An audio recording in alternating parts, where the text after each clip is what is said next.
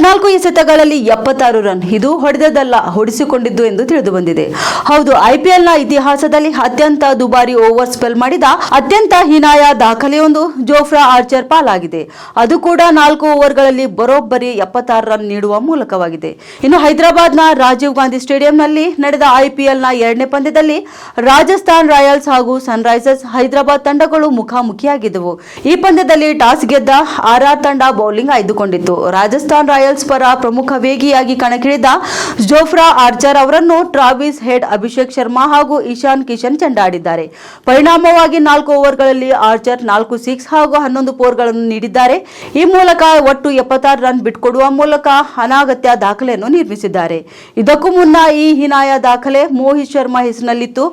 IPL 2024ರಲ್ಲಿ Delhi capitals ವಿರುದ್ಧದ ಪಂದ್ಯಗಳಲ್ಲಿ Gujarat Titans ಪರ ಕಣಕ್ಕಿಳಿದ ಮೋಹಿತ್ 4 ಓವರ್ಗಳಲ್ಲಿ 73 ರನ್ ನೀಡಿ ಐಪಿಎಲ್ ಇತಿಹಾಸದಲ್ಲೇ ದುಬಾರಿ ಸ್ಪೆಲ್ ಎಸೆದ ಬೌಲರ್ ಎನಿಸಿಕೊಂಡಿದ್ದರು.